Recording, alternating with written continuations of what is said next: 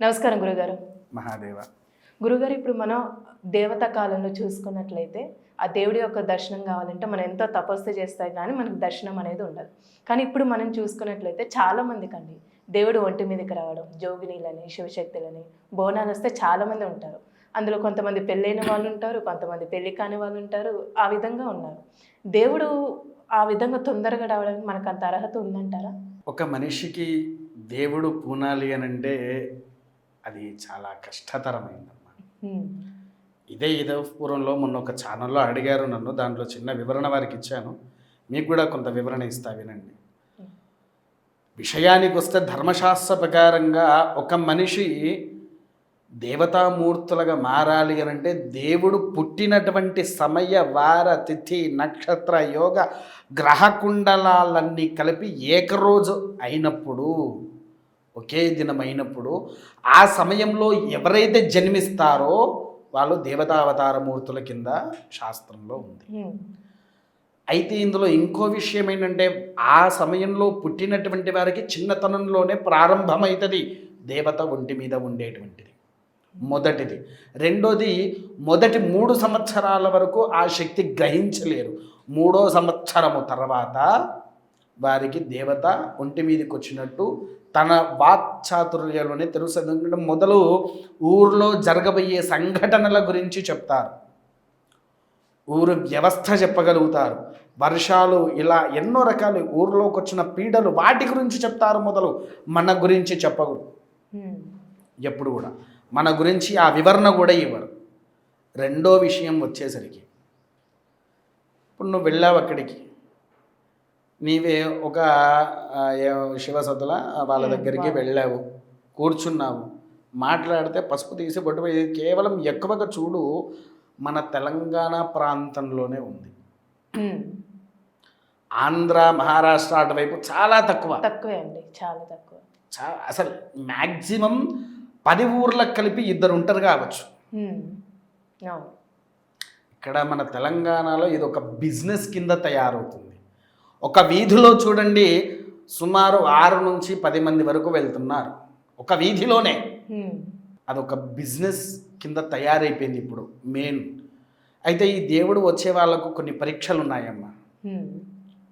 వాళ్ళు నిజమైన దేవుళ్ళ కాదా? ఇప్పుడు నేను ఒక పర్సన్ని, నేను వెళ్ళినా అంటే నువ్వేంటో నన్ను వెంటనే గ్రహించగలుగుతావు. నేను సుమారు ఒక 50 మంది వాళ్ళ దగ్గరికి వెళ్ళా, ఎవరో నన్ను కనపట్లా. నేను వేదం నేర్చుకునేటప్పుడు నాకు ఇంత పెద్ద పిలక ఉంటుంది వెనక. నేను ఆ పిలక కనిపించకుండా నా జుట్టుల్లో ఇట్లా పెట్టేసి వేరే దానికి సెట్ చేసుకొని వెళ్ళాను, ఆ పిలక కనిపించకుండా. పోయేసి కొన్ని సబ్జెక్ట్స్ ఎంచుకునేటివాడిని. ఇప్పుడు నేనులా మీ దగ్గరికి వస్తే మీరు నన్ను ఏ విధంగా అయితే క్వశ్చన్స్ అడిగారో, నేను వీడి దగ్గరికి వెళ్తున్నా, నేనేం మాట్లాడాలని ఆలోచించుకునేది. వెళ్ళేసి ఏదో ఒకటి అడిగేటువంటివన్నీ. అయితే కిందటి పూర్వంలో మా ఊరు నుంచి ఒక 50 కిలోమీటర్ల దూరంలో ఒక వ్యక్తి ఉన్నారు, బాగా చెప్తున్నారు, అదేది అని తెలిసింది. నేను అక్కడికి వెళ్ళేసేసి, అమ్మ, దొంగలు వచ్చి నా ఇంట్లో పడి నా ఇంట్లో ఉండే బంగారాన్ని డబ్బులు కాస్త ఎత్తుకపోయారో, వస్తాయా రావా తల్లి. ఆమె చూసిన తర్వాత, నీ డబ్బులు ధనమైసమ్మ తినేసింది, మళ్ళీ నీకు తిరిగి రావాలి అని అంటే 50,000 ఖర్చు పెట్టుకోవాలి. 50,000 ఖర్చు పెట్టుకున్న తర్వాత నీ డబ్బులు నీకు ఒక నెల రోజుల్లో దొరుకుతాయి అని అన్నాడు. 50,000 ఖర్చు పెట్టుకోవాలి, నెల రోజుల్లో దొరుకుతాయి. సరే అమ్మ, మరి ఏం పూజ చెయ్యాలంటే, ధనమైసమ్మకు నీ ఇంట్లో నుంచి మాంసాహారాలు అవి తీసుకువచ్చి నివేదన పెట్టాలి, నీ ఇంట్లో ధనమైసమ్మ ఉంది, నువ్వు అది చూసుకోవట్లేదు అని అన్నది. నా ఇంట్లో ధనమైసమ్మన? సరే, ఈమె చెప్పేది అన్నీ విందాము అనుకున్నాను. అన్నీ విన్నాక అందరు వెళ్ళిపోయారు. నా దగ్గరకు వచ్చి, ఏమైందండి మీరు వెళ్ళిపోలేదా అని అడిగింది. వెళ్ళిపోవడం కాదు, నీతో 2 నిమిషాలు మాట్లాడాలి, అందుకోసమే నేను ఆగాను అని అన్నా. మీరేం టెన్షన్ పడకండి, మీ బంగారం ఏదైతే ఉందో అది నేను తిరిగి మీకు ఇస్తాను, మీరు ఎందుకు బాధపడుతున్నారు అని అన్నది. సరే, మరి నా బంగారము ఎవరు తీశారో మీరు చెప్పగలుగుతారా? అది చెప్పలేము, కాకపోతే బంగారం మీ ఇంటి దగ్గరకు వస్తుంది. సరే, మరి నా బంగారము ఏ చోట పోయింది, ఏ ధనమైసమ్మ నా ఇంటికి వచ్చింది అని అన్న. అదేంటి అలా ప్రశ్న వేశారు అని. మరి నా ఇంట్లో బంగారం పోలేదు, నా ఇంట్లో ధనమైసమ్మ లేదు, మరి నువ్వెందుకు ఈ విధంగా చెప్పావు అని అన్నా. మీరే కదా బంగారం పోయిందా, నేను బంగారం పోయిందని చెప్పిన, మీరు నన్ను అలా చెప్తే ఎంతవరకు సమున్నత. మీకు ఒక ఉదాహరణ చెప్తా. కొంతమంది జాతకాల్లో పర్ఫెక్ట్ 100% పర్ఫెక్ట్ ఉన్న వ్యక్తిని ఒక మరణించిన జాతకాన్ని తీసుకుపోయి వాళ్ళకి చూపిస్తే మేము చెప్పడానికి సందిగ్ధం పడతాం. ఎందుకంటే అక్కడ మరణించినట్టు కనిపిస్తుంది, మనకు అర్థమైందండి, అర్థమైపోతుంది. కానీ అది మేము చెప్పాలా వద్దా అని సంక్షోభంలో పడిపోతాము. ఈ జాతకం ఎవరిదండి అని అడుగుతాము. ఈ పిల్లవాడు ప్రజెంట్ ఏం చేస్తున్నారని 2-3 క్వశ్చన్స్ అడుగుతాము. అన్నాక అప్పుడు వాళ్ళ దగ్గర నుంచి అసలైన సమాధానం వస్తే కనుక ఓకే అని పక్క పెట్టేస్తాము. లేదు దొంగ విషయమే బయటకు వచ్చిందనుకో, ఈ జాతకం నేను చూడనండి, మీరు తీసుకుపోండి అని చెప్పేస్తాను. అలా గ్రహించగలిగే శక్తి ఉంటుంది ఎవరికైనా. ఆమె అది గ్రహించలేదు, ఏం చేయలేదు, డబ్బులు పోతే ఇలా వచ్చిందని. అంటే వీళ్ళు కేవలము ఒక వ్యాపారం తీరుగా మార్చుకోవడానికి, ఎందుకంటే వాళ్ళు ఒక ఫేమస్, ఒక స్టార్ అవ్వడానికి కోసం ఎంచుకుంటున్న సబ్జెక్ట్ ప్రజెంట్ మన తెలంగాణలో విపరీతంగా పెరుగుతున్నది. జోగీలు, శివసతులు, శివశక్తులు. అసలు దేవుడు మనం ఒంటి మీదకి రావాలంటే ముఖ్యంగా మనం అసలు ఎంత శుద్ధిగా ఉండాలి, ఎంత తపస్సు పూజలు చేస్తే కానీ మనకు అదృష్టం ఉండదు. అవును, ఇప్పుడు జరుగుతుంది అసలు ఏంటో కూడా అర్థం కావట్లేదు గురువుగారు. అవునమ్మా, మాంసాహారం తినేటి వారికి దేవుడు వస్తున్నది, శృంగార నియమాల్లో ఉండేవారికి దేవుళ్ళు వస్తున్నారు, మద్యపానం స్వీకరించే వారికి దేవుళ్ళు వస్తున్నారు. మరి ఎన్ని సంవత్సరాల కొద్దీ ఎన్నో దేవాలయాలలో ఎంతో అష్టనిష్టాగ్రస్తులతో పూజలు ఆచరించేటువంటి మరి వేద పండితులకు కానీ, చిన్నప్పటి నుంచి శాస్త్రాలు చదివినటువంటి బ్రాహ్మణులకే కానివ్వండి, ఇప్పుడు నడుస్తున్న శృంగేరి కంచి పీఠాధిపతులు ఎంతో పెద్ద యతీశ్వరులు ఉన్నారు. మరి వారికి రాని దేవతలు మీకెలా వస్తున్నారు? ఇంకా వీళ్ళకంటే ఎక్కువగా పీఠాధిపతులు దేవుడికి చాలా దగ్గరగా ఉంటారు కదండి. అవును కదా, నిత్యంగా చేసే వాళ్లకు ప్రత్యక్షం అవ్వడానికే మేము ఎన్నో అహోరాత్రులు కష్టపడతాము. ఒక భగవంతుడు మన దగ్గర ప్రత్యక్షం కావాలంటే కేవలం మీకు నమ్ముతారో నమ్మరో, పూర్వంలో ఋషులు తపస్సు చేశారంటే ఎన్ని సంవత్సరాలు పట్టేదో తెలుసా? 7 నుంచి 14 సంవత్సరాలు తపస్సు చేస్తే కానీ వరాన్ని పొందలేకపోయాడు. నువ్వు ఒక తపస్సు చేయలేదు, కనీసం దేవుడికి మొక్కలేదు, ఏదో నీకు నచ్చింది చేసుకుంటూ ఉండేవాడివి. నచ్చినప్పుడు దేవుడి దగ్గరికి వెళ్ళి దీపం వెలిగించినవు కావచ్చు, దానికే నీకు భగవంతుడు వచ్చేసిండా? చెప్పేటి వాళ్ళు వాళ్ళ నోరు ఎట్లవుతుందో కానీ వినేవాళ్ళ చెవులు చెవిడిపోయి ఉన్నాయో అనేది నాకు అర్థం కావట్లేదు ప్రస్తుతానికి. తర్వాత ఇంకొంతమంది శివ సతులు అంటున్నారు. మరి సతులు అంటే అర్థం ఏంటమ్మా? భార్య. ఎవరికి భార్య? ఇంకా వాళ్ళు అనుకుంటారు ముందు ఉన్నది శివ సతులు. అంటే శివుడు భూమి మీదకి వచ్చి మెడలో తాళి కట్టాడా?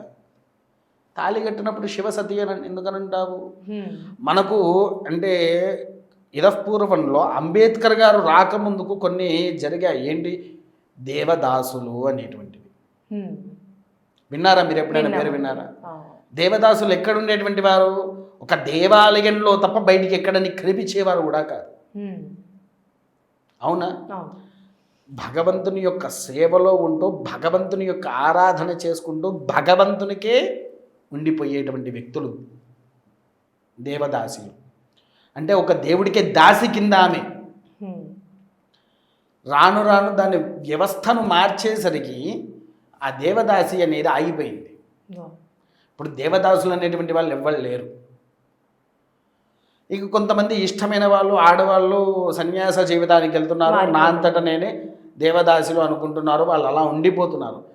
అది ఒప్పుకుంటానమ్మా దేవదాసి కింద అంటే. ఎందుకనంటే భగవంతుడు రాకుండా వారు వివాహం చేసుకోకుండా అక్కడే ఉండి సేవ చేసుకుంటున్నారు.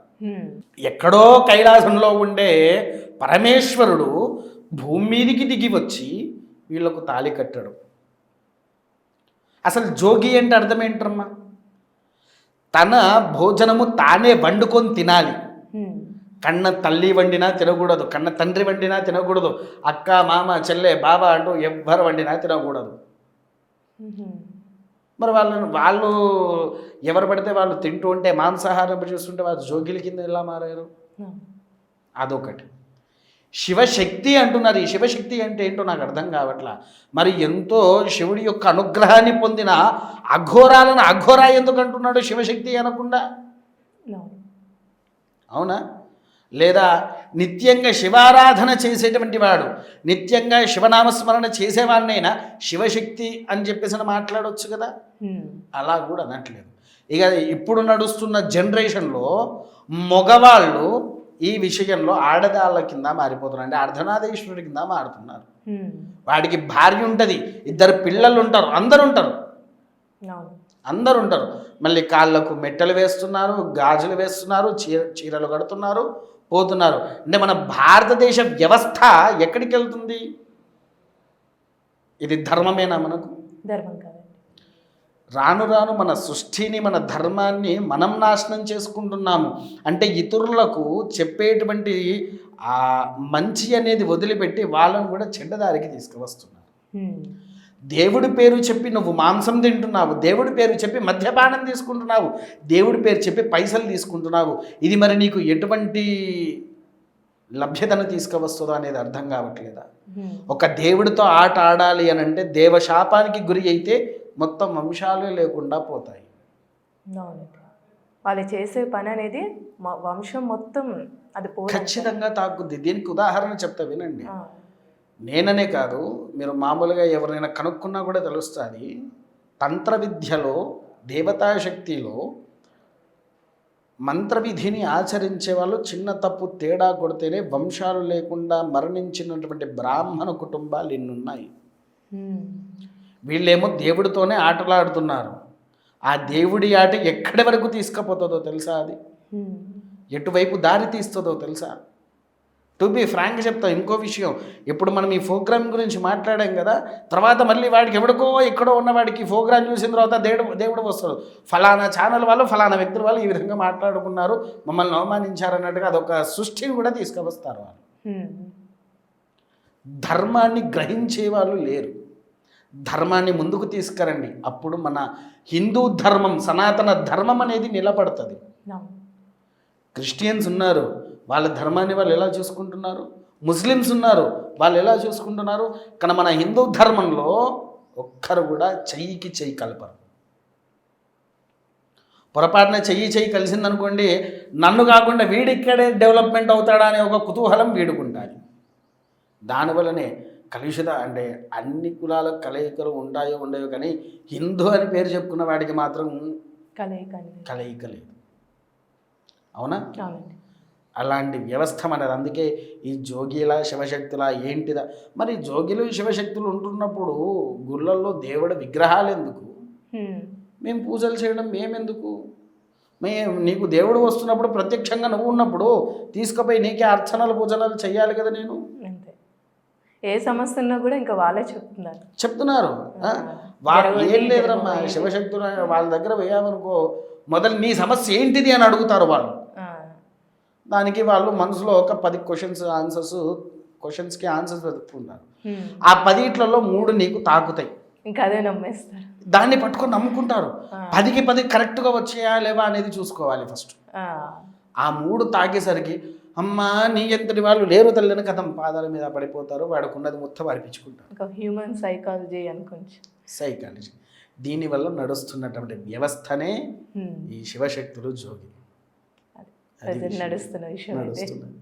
చాలా చక్కగా తెలియదు గురుగారు. ధన్యవాదాలండి. మహాదేవ.